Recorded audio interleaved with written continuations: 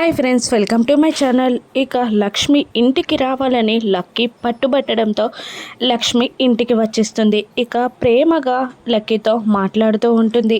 ఎవరో కొత్త ఆంటీ మీ ఇంటికి వచ్చారంట కదా అని లక్ష్మి లక్కీని అడుగుతుండగా, అవునంటీ, అచ్చం మీలాగానే ఉన్నారు అని లక్కీ చెప్తూ ఉంటుంది.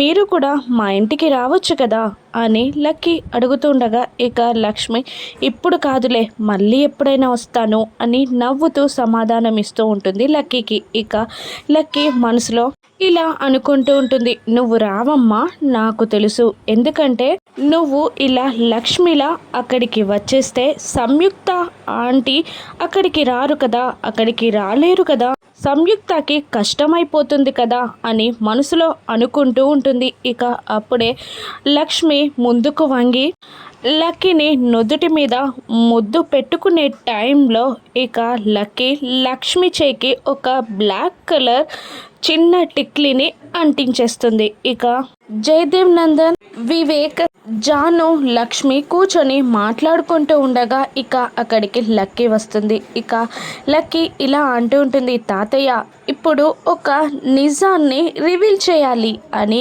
అంటూ సంయుక్త పక్కకి వచ్చి కూర్చుంటుంది.